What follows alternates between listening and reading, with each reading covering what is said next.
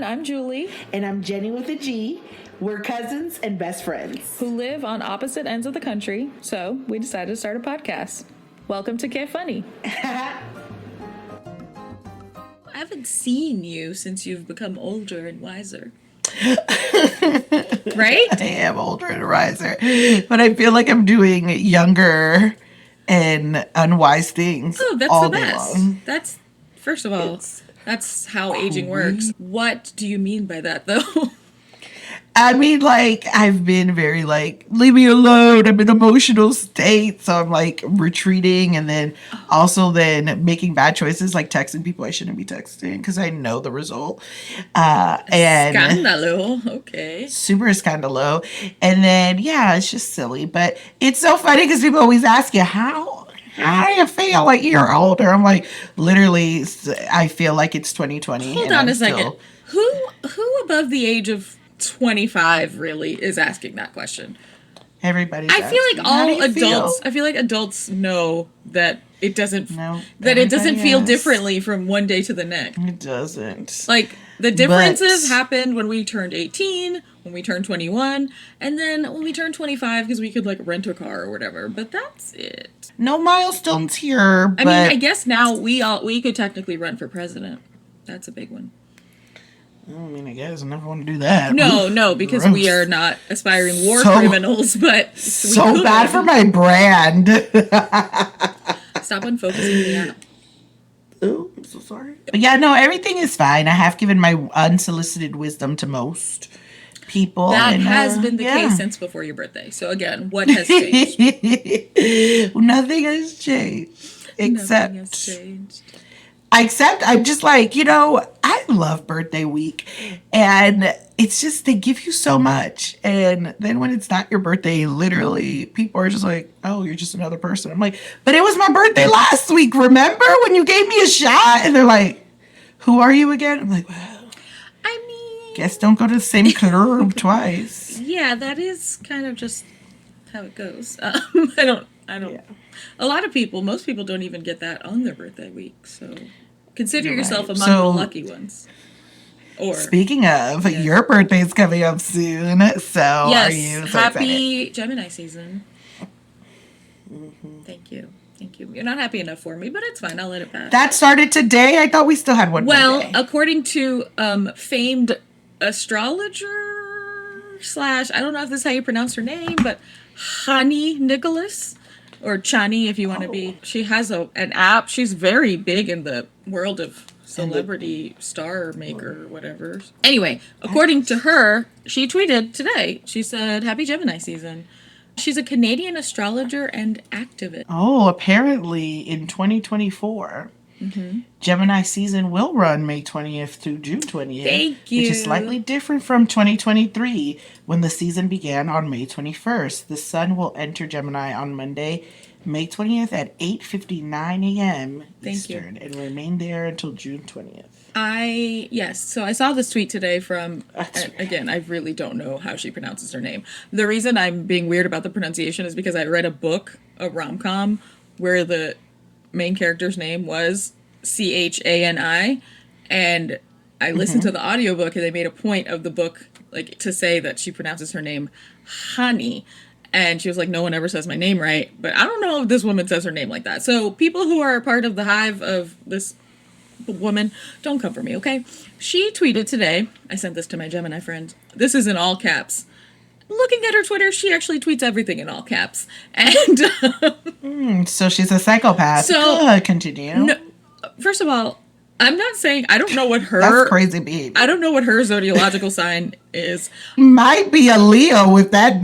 But it looks like, so mind you, the last time she tweeted, apparently she only tweets every month when it's the new season. So I can read you the Taurus season one too. But she said, really? All caps, everything. Yes, let's go to that one. Okay, you want to do Taurus first? After this one. Okay. No, do this one first, and then we'll go to... Again, I want you to know, this is all caps, and there is an exclamation point at the end of every sentence. So... Oh my God! Okay, this is one of those we need to have the screen right here showing it. Welcome, Gemini season. Chaotic good and evil. Eternally questioning all options is superior to choosing one. Ambiverting. Podcasts on 2 times speed. Sending friends more articles than is humanly possible to read. Open tabs as an extreme sport. Permanent and immediate ceasefire now. Okay, that last bit, she does put at the end of all of them, which, you know what? I appreciate the consistency of her brand. Okay. I immediately sent it to my Gemini friend, as I mentioned, and he was like, what is ambiverting? And I said, without Googling, I think it's when you're both an introvert and extrovert. And he looked it up, and that is correct. I have mentioned this before. In fact, I was listening to us on an old episode where I said this, and I'll say it again. As a Gemini who has ADHD, I think all Geminis have ADHD. And in the last time I mentioned this on this podcast, I even said, I wish I had some sort of like, you know, power to do a study on this. Right now, it's just purely anecdotal, but I stand by that.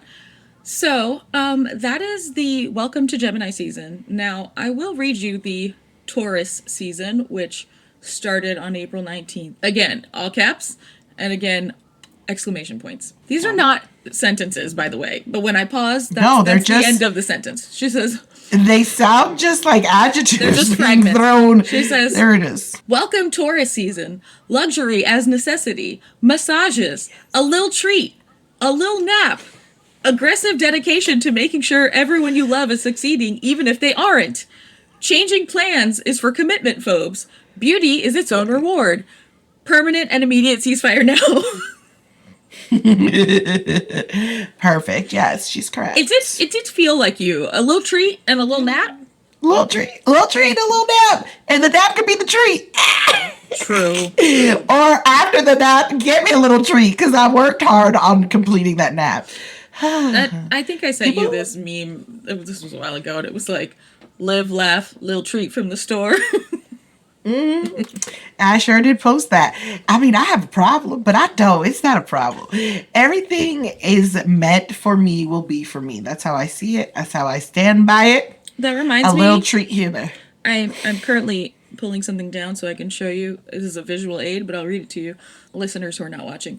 Something I have sitting behind me on one of my bookshelves. It says, live, laugh, lobotomy. Oh my God. This is what I have on my bookshelf. Classy and sassy. If you don't get that Ray Dunn out of here, I know Ray Dunn when I see her. It is official. Look at that. That velvet thing. I got it from a friend. He's very thoughtful, but he definitely gets me everything from like the stores that sell this. What is it like? Like TJ Maxx, Marshalls, Home Goods. TJ Maxx, yeah. And I love those stores, and let's be clear. No, absolutely. I also love that he's such a boy. He leaves all the prices. I grew up, as I think you did, being told never keep the price on anything. The only time I was told to keep a price on something, legit, my father. Leave that price on there so they know how much you spent. See, I was like, sir, get out of here. It's so funny because, like I said, growing up, I was taught by my mother, we take the price off of everything because that's just how you wrap a gift, whatever.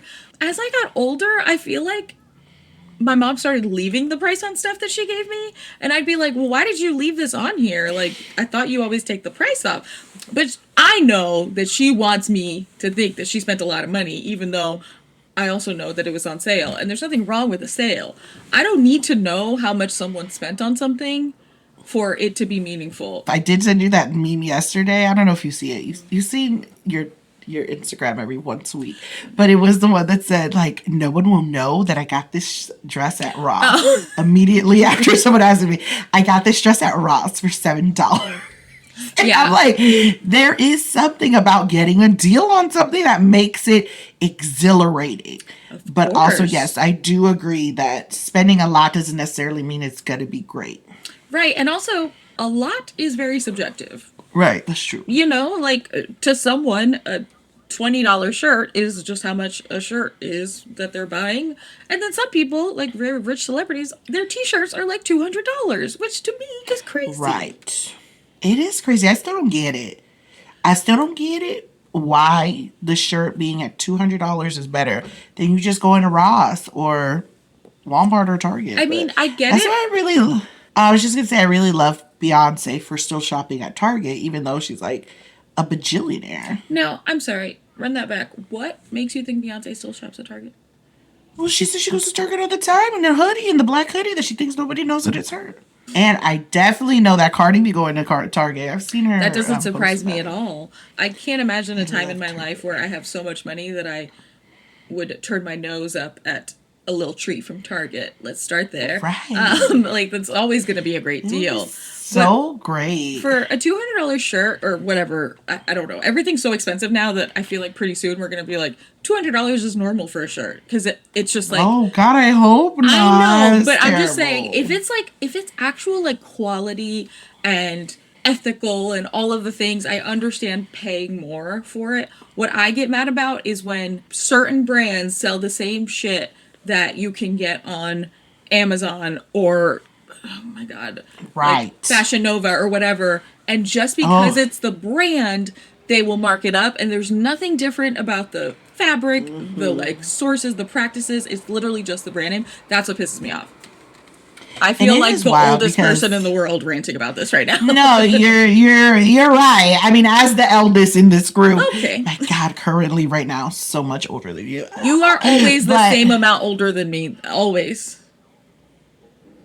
Yes, but for this, Yes, I these two couple of understand. weeks, I understand. It's a little bit more. For 2 weeks or 3-ish weeks, It's you are two technically 2 numbers. years older than I am, which is crazy. Oh but, my God, right? it's crazy. But I think yes. Now I lost my train of thought. Things being too expensive when it's the same thing as for a brand name. Right? Okay. I get so mad because I'm like, wait.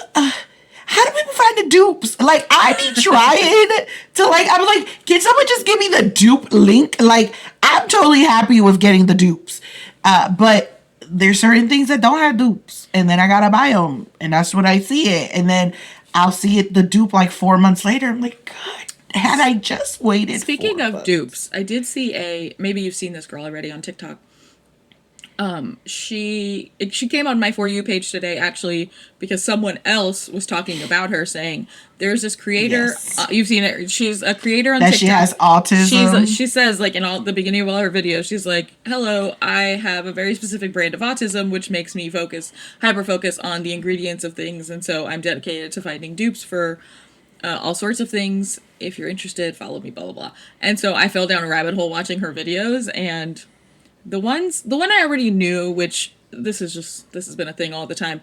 Most setting sprays are just hairspray or alcohol, like. Oh yeah, you have said. Mhm. But she specifically was talking about the one size, which I have almost bought that setting spray before. She was like, literally I have that one. go buy a hairspray. Or the one that's been showing up on my page a lot, and I literally put it in my TikTok shop cart and I didn't buy it, is the L'Oreal their new setting spray that is supposed to be kind of a dupe of it's Patrick Star, right? I always get Patrick Star, Ta yeah. and Patrick Star confused.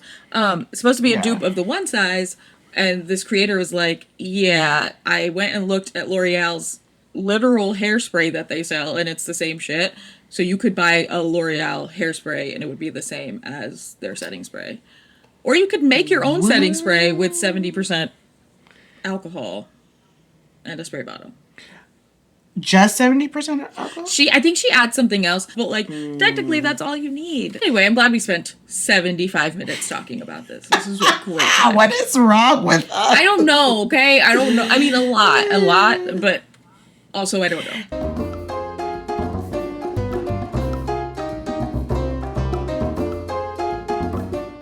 Now we're going to Seat on Screen. And this week, ladies and germs, we watch Crazy Stupid Love. Yes, Crazy Stupid Love, which came out in 2011. Wow. I know. I have always really liked this movie because it's just funny and there's a plot twist. And y'all, I don't know if you know this about me. I love a plot twist. Well, who doesn't? I don't know who Let's just doesn't. say we will I spoil don't the know whole. who We'll doesn't. spoil the whole thing, y'all. It came out in 2011. But Jenny, I had never seen this movie. I know. How was Okay, it I first time wasn't watcher? sure. I wasn't sure if you knew. Well, No, I remember you let me saying. tell you. First of all, I am mad at you because, y'all, Jenny chooses this Show me. movie. She's like, That's a show. let's watch this movie. And I'm like, sure, thinking that she has seen it already on some sort of streamer or something. So then yesterday or something, I was like, hey, where is the movie streaming? And Jenny goes, oh, I don't know. I saw it on the plane. Bitch, no, first of all, when? Are you insane?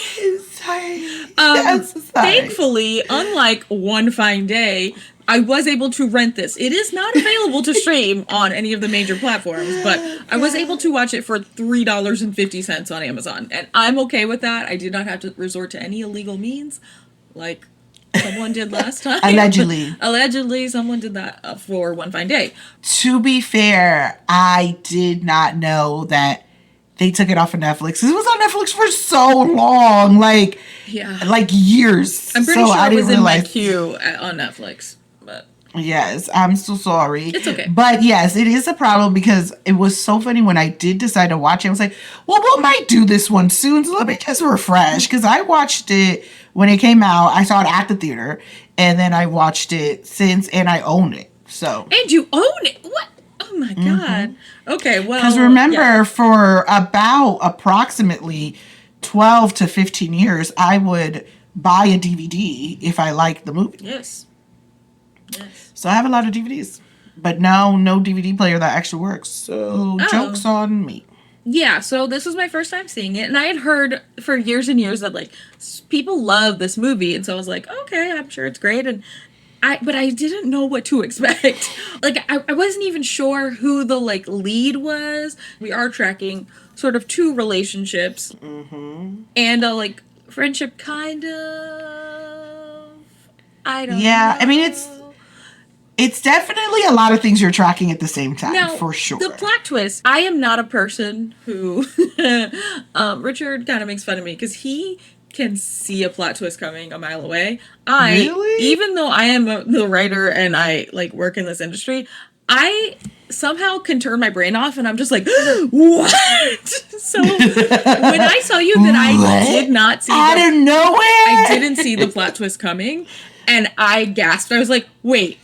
What? Am I stupid? Yeah. Did other people see that coming, or was it genuinely a plot twist? It was genuinely I mean, back in 2011, the whole theater was like, oh my God. Oh, really? Okay. Googly. Great googly moogly. What? Okay. How could we not know? So, yeah, I think it was mostly understood that it was a like nobody was expecting it. It's just we find out that they're all connected. And, yeah, I've always thought it was done really funnily. And it was like cute. An appropriate way. Basically, Steve Carell and Julianne Moore are married. His name is Cal. Her name is Emily? Emily, right? No, I don't remember. And in the opening scene, Emily, Julianne Moore, tells Steve Carell that she wants a divorce and that she slept with her coworker, David Lindhagen. Lindhagen. Is that Lindhofer. Lindhagen. Lindhagen. Or Lindhagen. It's spelled however, but whatever. Who ends up being Kevin Bacon, and that was a great reveal. I was like, oh, that's David Lindhagen?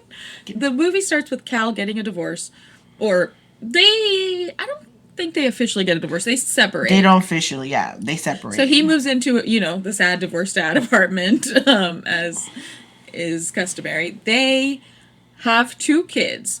One of them is a 14-year-old or 15. How old is the boy? I think he's 13. Yeah, he's 13. And then their daughter, she does not get a lot of screen time. I don't know how old she is. No. But she's like under 10 for sure. So, what's his name? Cal, Steve Carell. He doesn't try to fight for Emily. Like, he's not like, what can I do? They never sort of suggest, like, any sort of counseling. He's just like, okay, I'll leave. After being very sad at a local bar for many, many nights and getting drunk and telling anyone who will listen about how his wife cheated on him, he meets Jacob, who is played by Ryan Gosling, our very own Ken. Ryan Gosling, do we ever learn what his job is? I think we're just supposed to believe he's some kind of consultant or like, I don't think he has a real job. Okay. He just is of money. I don't think that. He does say that. But he's very...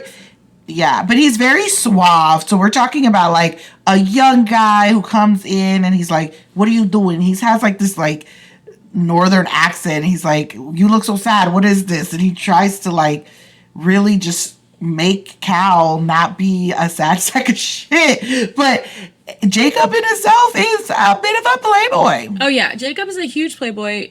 But what I don't understand is that he offers to help Cal. He's like, I want to help you get your life together. Like, you're dressing terribly, you look like garbage, you need a haircut, blah, blah, blah.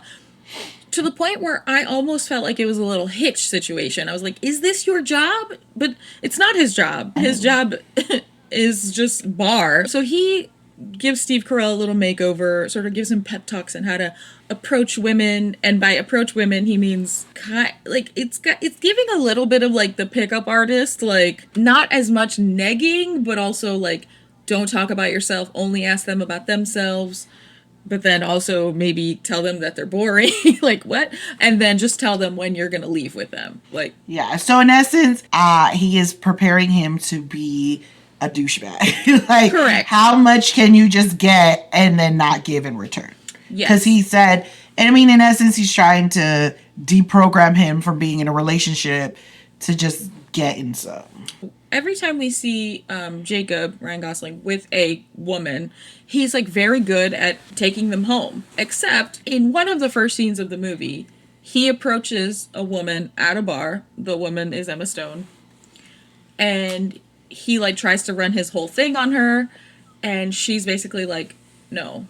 Like she has a boyfriend. She's not interested. Even though her friend is like, no, she is interested. She's like, no, I'm not interested. And she turns him down, which clearly never happens to him.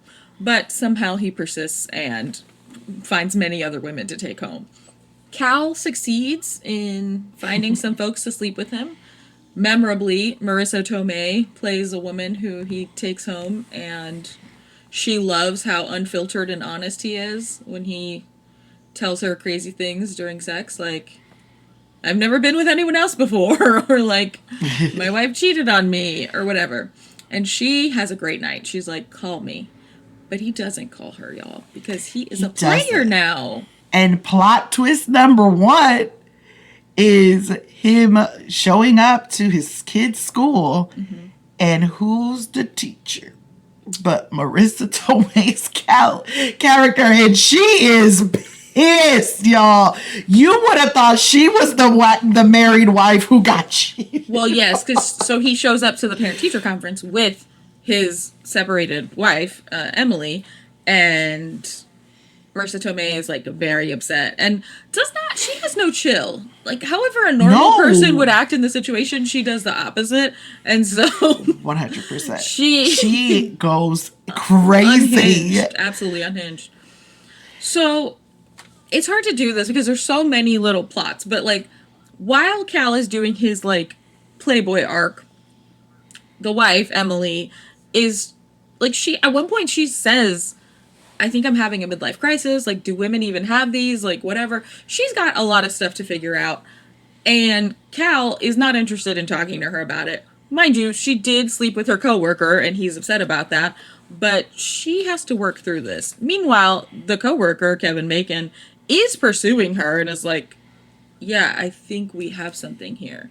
And she's like, no, absolutely not. Whatever. That'll be an ongoing plot point. Also, important to note, their son, Jeremy? I made that up. I don't know. I think it was Sam. Wasn't it Sam? I don't know. I just, everybody, you should know by now. We don't remember anybody's name. So, the son. Oh, neither Jeremy nor Sam. His name is Robbie. Okay. Sure. Robbie. So, Robbie has a crush on his babysitter. The babysitter's name is Jess, and she's 17. As we mentioned, Robbie is 13. Meanwhile, Jess, 17-year-old babysitter, has a crush on Cal, Steve Carell's character. And on top of that, her dad knows Cal. They're like neighbors or down the street neighbors or something. So they've known each other for years. She's been a babysitter for them for a while. At one point, Jess, the babysitter, gets advice from from a girl at school who she knows dates older men. And the girl is like, well, you gotta send him some naked pics. Sure. So Jessica takes a digital camera, sets it up in her bedroom, takes these photos and prints them out. Well, it's 2011. Putting them in an envelope and addressing it to Cal with hearts and stuff. Somehow. And stickers. For some reason, thankfully, she doesn't send it, except her mom is doing her laundry, and she finds it, and she opens it, and she sees these naked pictures of her daughter addressed to a man who is a family friend. And she's upset. She goes downstairs to the dad, who is like watching football or some shit. She just hands him the envelope with no context. Why don't you give him a heads up? Say, hey, honey, could you look away from this for a second? She's just like, here, look at this. So he just gets in the car and starts running. Then the daughter starts running. Now the mom doesn't run anywhere. The mom just stays there. There's no rhyme or reason, no conversation, no nothing. No. So while, I keep wanting to call him Hal. Cal, he sort of runs through all these women, and then he's not in a great place because he still wants his family back, and he doesn't quite know what to do. So he keeps reaching out to Jacob. Now, Jacob is off the grid. For some reason, even though Jacob's at the bar every night, suddenly he's gone. Cal can't get a hold of him. Turns out... He won't pick up a number. He won't pick up. And what's her name? Emma Stone's character, Hannah. Turns out Josh Groban, her boyfriend, was a douchebag, and they break up. And the first thing she does is go find Ryan Gosling at the bar and makes him take her home. They get to talking. It's cute. They fall for each other. They end up like not technically having sex that night, but instead they just chat, and he opens himself up to her in a way that he has never done to anyone, at least that we've seen. Has never. Never. And then suddenly they're dating, and they've been together for a while. And finally, Jacob gets a hold of, or Jacob is able to give Cal a call back or something, and he's like, sorry, I've been, MIA. I've fallen for someone. I'm actually going to meet her mom right now. And now I need your advice. And Cal's like, what the fuck are you talking about? Like, okay. he's not taking it serious at all. But Jacob is like, no, I'm being serious. And Cal's like, all right, well, let me know when, you get tired of her or some shit. Yes. The young girl, Jess, is running after her dad, who's running and driving to Cal's house because he's about to beat the shit out of Cal. He gets there. At the same time, Cal is actually trying to do something nice because he finally has his realization he can't keep living in the streets like this. He doesn't find any joy in sleeping with all these women. And so he talks to his son, and his son is like, you need to surprise mom. You need to do something for mom. So he's going to set up this whole surprise. So he's setting it up. And then as he is going to surprise his mom, the Emily, the Robbie had put a blindfold on her. So she walks in, and he's trying to be all romantic. It's this whole thing. All of a sudden, Hannah shows up, and we find out that Hannah is really their third daughter that they've been calling Nana, that had us all thinking was the grandmother. But it wasn't the grandmother. And we find out that Jacob is with Hannah, who is Nana. Cal is freaking out. He's like, what are you talking about? Emily still has her mask on. Then all of a sudden, here comes Jess' dad, knocks Cal out. And he's like, what are you doing with my daughter? Jess is screaming. She's like, I'm in love with him. And Robbie's like, what do you mean you're in love with my dad? And then Jacob's like, who are you? Who is Nana? Jacob's still confused, which I'm like, Jacob, read the room. Right. Clearly, everybody is connected. So we find out that they're all interconnected. And mainly Cal is upset that Hannah's with Jacob, knowing that he's a dog. D-A-W-G dog. And he's like, why am I getting punched by Jess's dad? And also, Robbie's now mad at Cal because he's like, why did you steal the love of my life? It's too much. Also, Kevin Bacon shows up because he wants to profess his love for Emily. It's because Emily left her sweater in his car, but, he really just wants to be in there. Yes. So when they're like, oh, this is David Lindhagen, then Jacob, who knows that David Lindhagen is the one who slept with Cal's wife, he wants to be a bro, so he goes over and punches David Lindhagen. So they're all, the men are fighting. Fighting. Eventually, we get to a place where Cal is like, I will never accept you with my daughter. He's telling that to Jacob, which, you know what? That's harsh.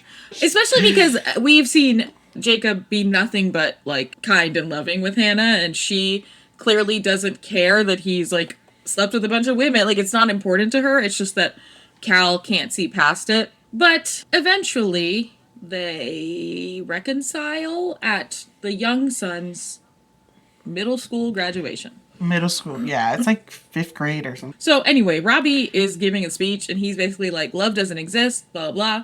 And Cal, who is sitting apart from his family, which now includes Jacob, because Hannah's there as well. Jacob is locked in. Jacob is all in, yep. Cal is like, nope, I can't let you do this. He goes up and he's like, my son thinks that love doesn't exist, but I'm here to say that it does.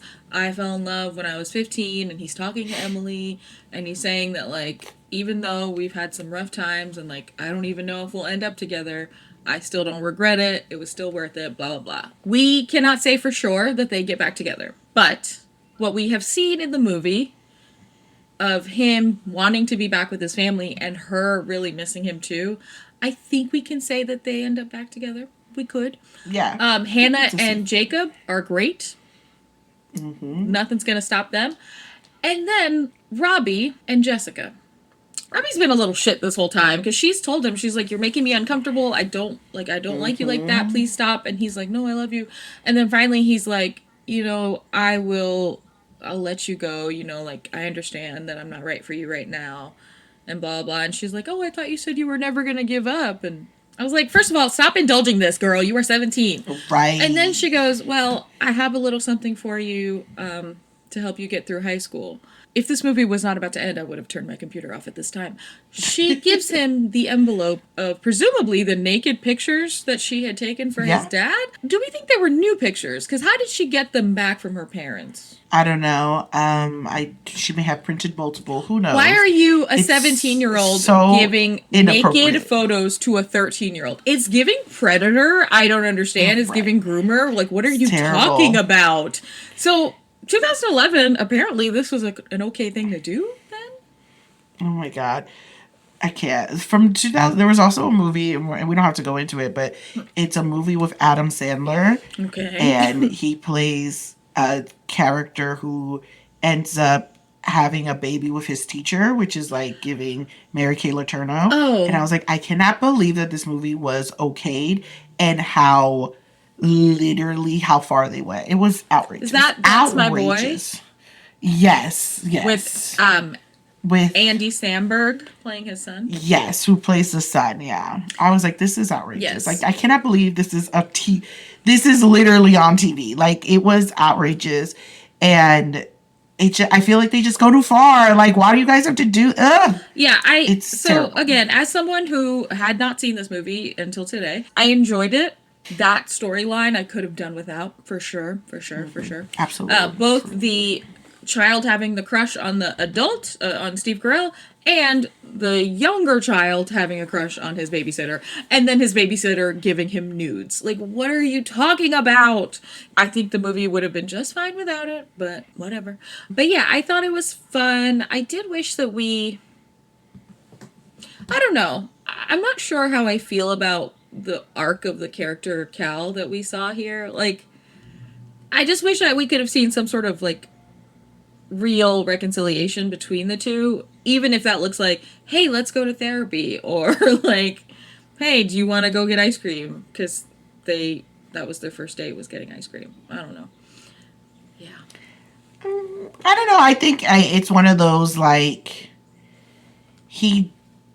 the problem here lies with they got together way too young.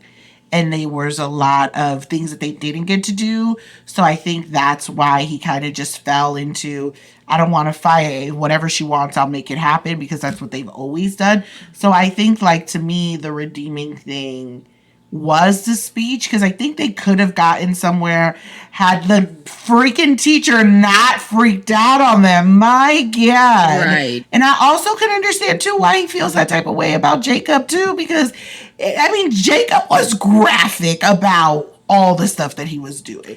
There is a certain point where you're like, I know too much. No, for sure. Watch the movie if you have $3.49. Is it not on the library system? No, well, check. It might be on the, like, going to the library to pick up a DVD system, but I checked to see if it was on, if it was streaming, and it's not. The soundtrack is. Like, I don't need that. Oh. I don't need that. So. There's only been, like, maybe 3 soundtracks of a movie that I'm like, wow, we need to have that. What are they? I think it's a musical, so do they really Oh, count? no, it doesn't. But like Hairspray. No. Hairspray, the musical musical, the one that they made the music for. Yes. And then I think for a long time, maybe I didn't listen to the whole soundtrack, but for Soul Food, Ooh, I did play that soundtrack Yes, a girl. good amount. And then I think for Set It Off, like Also a I was great soundtrack. really into those, but like it's very rare that I'm like, oh my god, a movie, let me listen to the score and the soundtrack. Oh, and Encanto, love that. Okay, I don't think musicals count. I'll just say Okay, that. if musicals don't count, then okay. I will say I feel like back in the day, back in our day, like Back in our day, in the 1900s, getting a song on a movie soundtrack was both incredible for the artist and oftentimes the movie, because the music video would sometimes have clips from the movie, like Jay-Z Can I Getta was from Rush Hour, I think. From Rush Hour, yeah. That song Not Tonight, the Ladies Night remix, which was an incredible song. Do you know what I'm talking about? Because that is probably one of my favorite songs of all time. And I don't even think I've ever seen the movie that it's from. In fact, I have forgotten what it is. Oh, it's from the movie Nothing to Lose. Wait, is that with that white guy and then Martin Lawrence? Listen, I don't know who's in Nothing to Lose because I've never seen it. But I do know that Ladies Night, or Not Tonight, Ladies Night remix by Lil' Kim, which features Lisa Left Eye Lopez, Missy Elliott, Angie Martinez, Mary J. Blige in the video. What? Yes. Hold on. Da Brat. Oh, yes. Nothing to Lose. Da Brat. Yes. Nothing to Lose has Martin Lawrence and Tim Robbins. Not there that it white, is. I was like, I white guy. Tim Robbins, girl. I think this is the same movie, and I think about it a lot.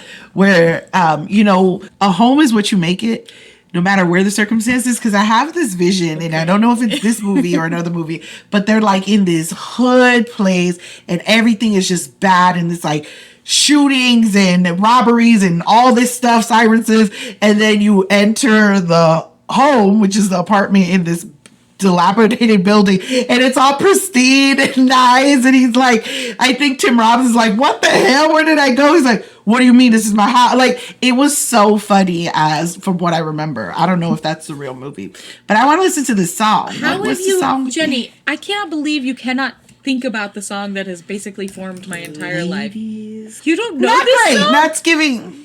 What do you I know. I'm not having that reaction that you're having. I'm so sorry. I was not great on my memory. Like, my memory's not. I'm hearing ladies night, but I don't see. This doesn't remind me of childhood. Oh my god! Not only is it an incredible song, it also has the iconic. Y'all, we're not talking about the movie anymore. Obviously, it has the iconic Lisa Left Eye Lopez lyric where she says, I be the one to blame as the flames keep rising to the top and it don't stop.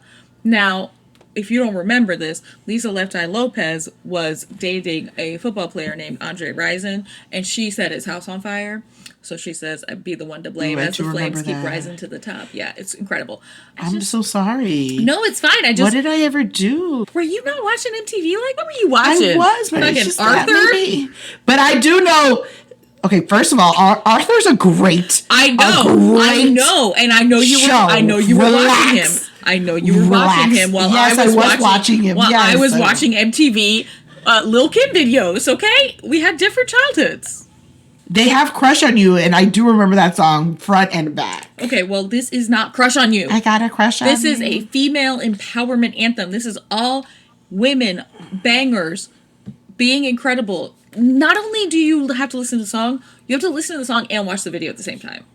I implore you to do that when we get off. Listeners, I also implore you to do it as well. I'm gonna put the link to the video in our show notes that no one reads probably, but we do have show notes. I read that. Oh, you do? You've never once said anything about them. You've absolutely never once mentioned them. First of all, I have said it. Have. I've said it. I'm like, girl, why are you so funny? And then I'm like over here trying to build a caption on them. Wow. And I'm like, you have never. I have said this to you. Never. Now, I have said it to you. I've said it to you in 2020. I did. I just haven't repeated it. I apologize, but I do enjoy them. Okay, here I thought that no one was reading the show notes, but come to find out, Jenny is actually reading the show notes. Because sometimes I'll be just throwing shade at her or at me in the show notes. I know. And but she never says anything. I'm trying to get her attention. She never says anything. The thing about me it's really hard for me to focus on how you were trying to do that. Like, it's like when guys are trying to flirt with me and I don't get it. I'd be like, whatever. Well, literally, somebody said to me, okay, I'm going to say this. It's going to live on this. I don't care. But it was so funny. So this guy texted me and he said, I'm really trying to, also to be clear, this was written in Spanish. So we're translating it, right? But he said that he was looking for a new job. And I said, oh, okay, well, what do you like to do? Because, I am a helper. I like to help people find. And he was like, oh, I like to cook and clean. And liar is what he is. right. But he had put, this is why the translation is important. He had put, yo plancho, yo lavo, yo limpio. But he's also en la cocina, he said, because he's also a cook. So I interpreted plancho like a pollo a la plancha, like on a grill, like you're a line cook. And like that's what you're doing. No, girl. He was saying he wants to apply for a job to be my husband. I was like, oh, I didn't get that. Oh, I mean, I didn't get that either. It wasn't great. It wasn't great. Because I thought he was a cook. I was confused. When someone says they're looking for work, I was just like, well, you're looking for work. Obviously, I'm here to help. Right. Obviously, I'm LinkedIn. LinkedIn turns on. I'm not going into flirt mode when you say you need the service. Right. So, yeah, right. I don't get it when you're trying to call me out because I'll be like, that is true. I did do that. She right. I do. She right. Interesting. We lost the plot here. We did. I know.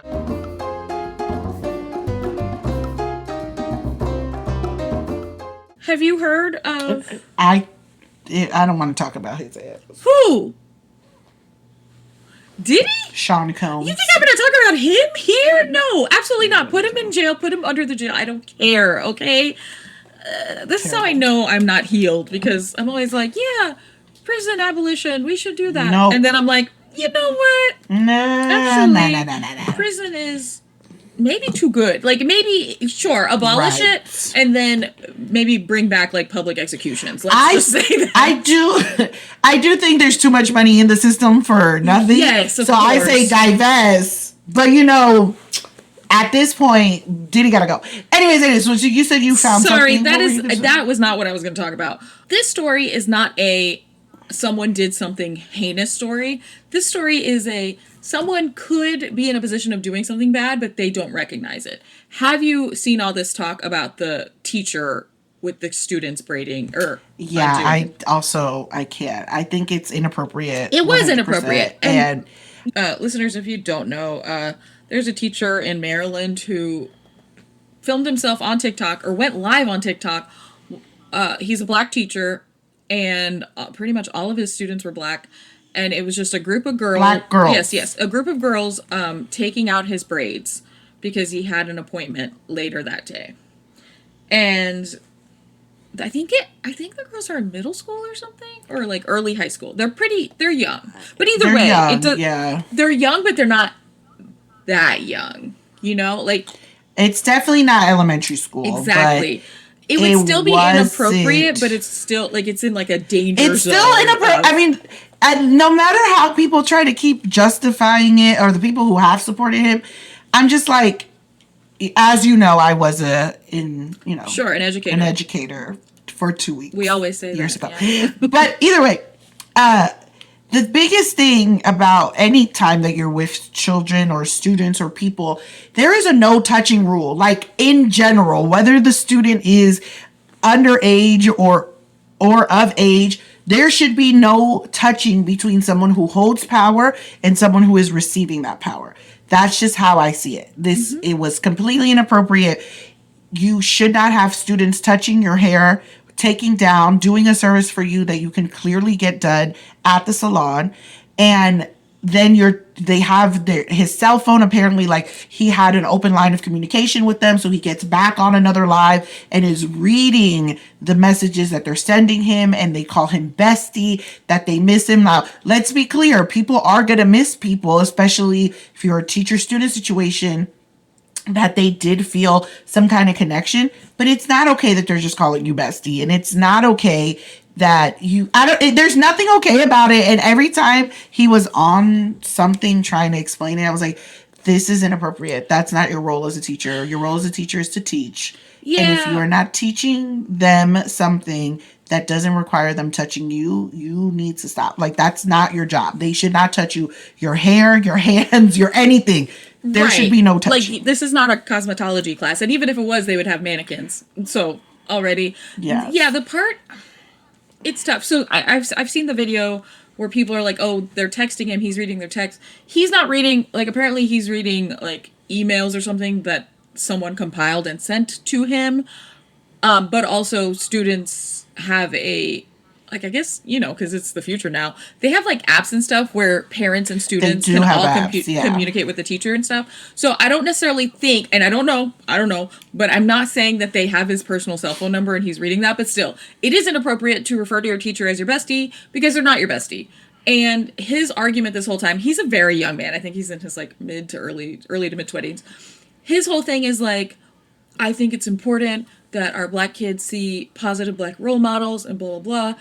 And that they feel comfortable with me and they know that I'm there for them and blah, blah, blah. You can do those things without blurring these lines of communication or, like, of interactions with them. Because at the end of the day, you can be their friend, sure, but you are their teacher and you are a person in a position of power in their lives.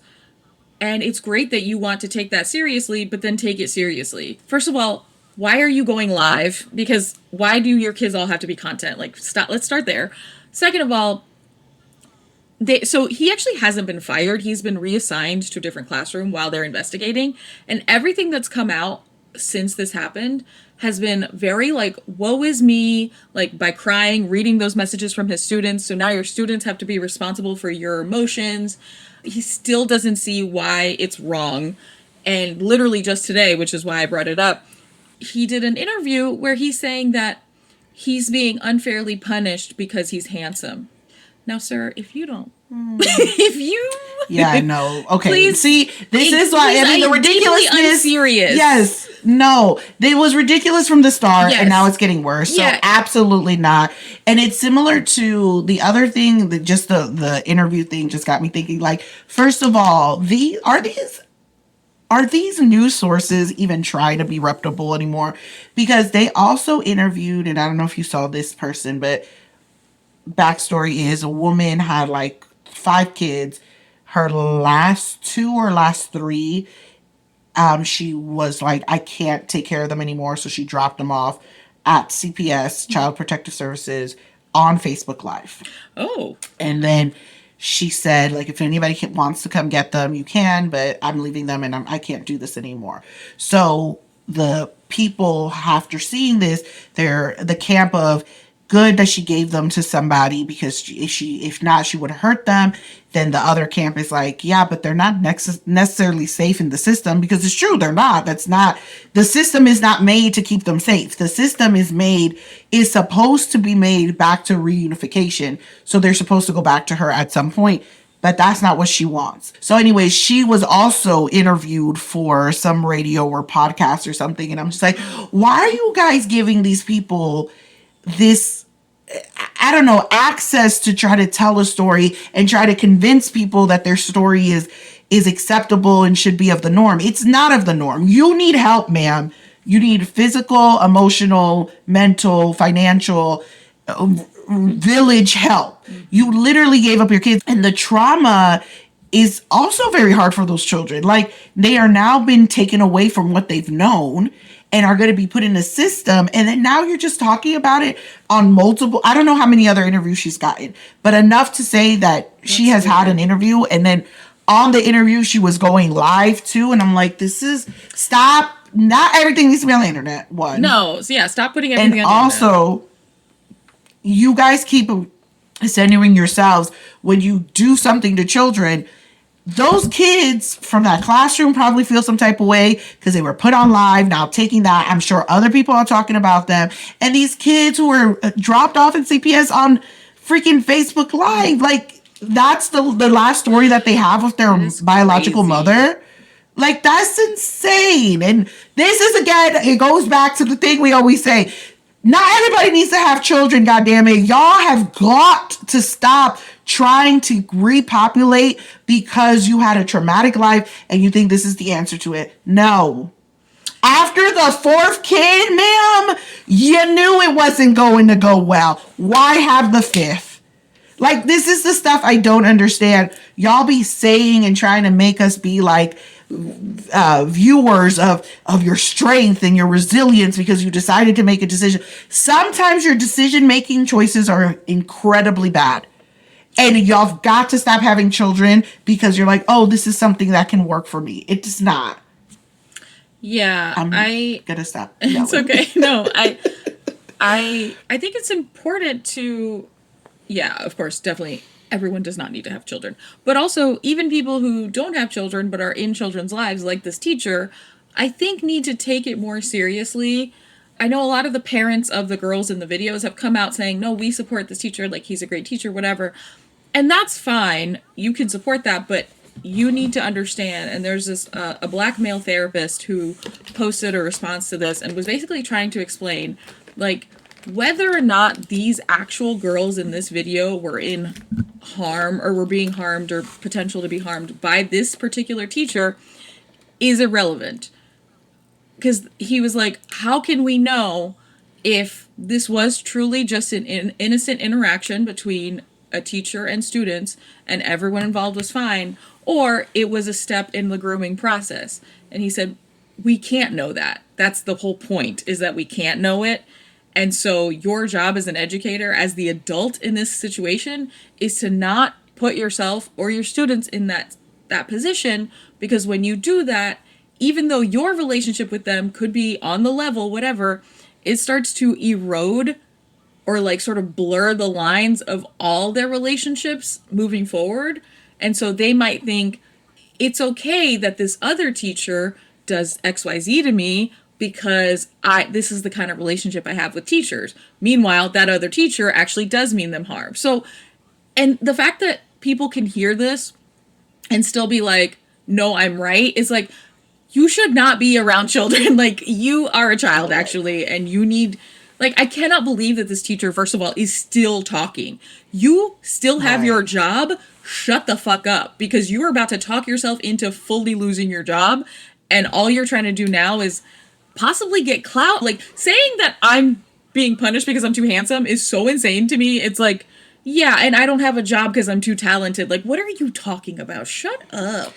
Right. I mean, what's funny is I've heard some people say that. So well, that's why I'm like, I mean, also, he's not I'm not handsome. even, and it's usually a man who says it. Well, right, but also he's not that handsome. Like, who are you? What are you?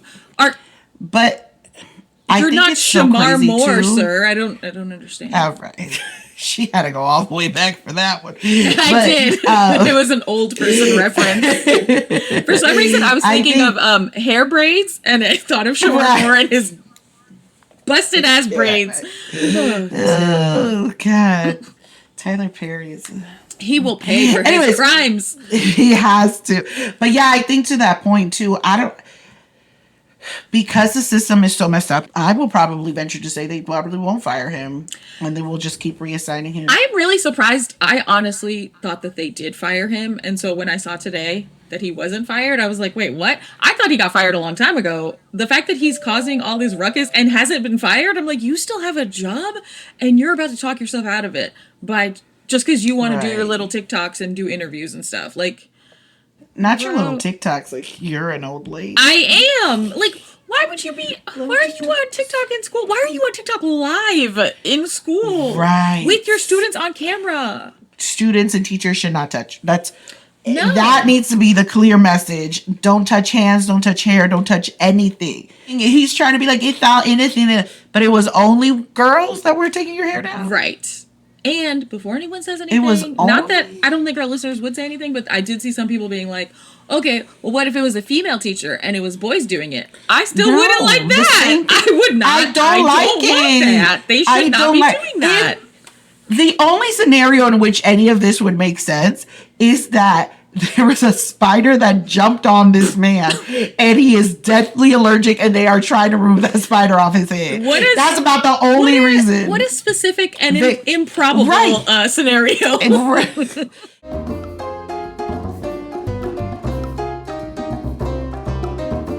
Jenny, what brought you joy and or what are you looking forward to? You know what I'm looking forward to?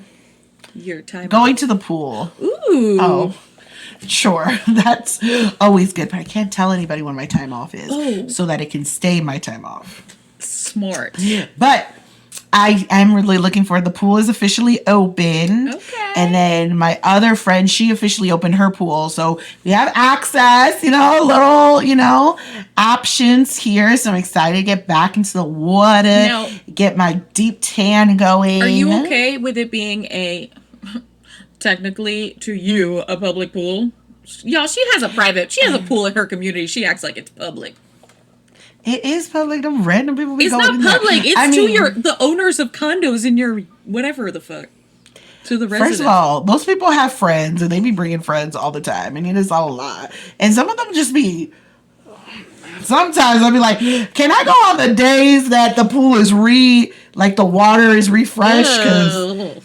it's just too much. This it's too much. Anyways, but yeah, I'm okay when there's not a lot of people there. So when it's just like our people, and it's for the most part, it is empty throughout the week. Like even on Saturdays, you would think like, oh, Saturdays are going to be busy. No, usually I could plan it right that I can make a whole little party there. And yeah, so I'm looking forward to that. I'm excited to be in Memorial Day spirits. And yeah, what about you? I'm looking forward to Mexico. I'm going to Mexico. Woo-woo! Viva Mexico! Exactly. Wait, I still was going to plan to surprise you, and I haven't looked into it. What a surprise! Surprise! We're going to a little Mexico trip. We're leaving this weekend, and in the meantime, of course, I feel like I have a million things to do. But yeah, I'm excited. And then my birthday is coming up right after that. I don't think I'm gonna. Will you be back for your birthday? I will be back for my birthday. Yeah, we get back like 2 days before my birthday, so I definitely will not be planning anything because I feel like when we get back, I'm gonna be tired and also will be like all food and alcoholed out. So it's a lot. But I'm looking forward to getting another year. I am at the age where I keep forgetting how old I'm turning, so that's fun. Real. And what brought me joy was the thing that I was looking forward to last time. My friend's wedding was this weekend, and that was really fun. We got to celebrate with them, and they are a very unique couple who have very specific interests, and so they made their wedding like a reflection of their personalities, and it was just fun to hang out with friends. I feel like this group of friends were people that I had never been to a wedding with. And so that's always fun to see how does your friend group act at weddings and stuff. So yeah, we had a good time and I'm looking forward to more good times. And hopefully I'll get some sun, but I also don't want to be a sunburn survivor like you. So I am a little nervous about that, I got to get a hat. Yeah. Get a hat. No, for real. I know. A big, a floppy I'm a proponent. Hat. It doesn't need to be that floppy. It just needs to cover this bad boy. No. I want a floppy hat. I want it to cover my shoulders. Okay. All right. What are you talking about? Get you a floppy hat. I have hats, but I want it to cover my shoulders. They make foldable ones. Okay. Stop telling me what to do. I'm not telling you what to do. I'm just saying. Why don't you want me to be great with my hat? It's just I don't want you to have a Rachel moment where you have this big ass hat and then you know what to do with it. What? From Friends. From Friends. I don't remember. She has a big ass hat. I don't remember that moment. They were season 3. But anyways, I think you're gonna have such a good time and I can't wait to hear all about it. Yay, I'm excited. Thanks for listening to Get Funny. We hope you laughed. But if you didn't, We did. we'll see you next time. Bye. Bye. We killed it. Crushed it.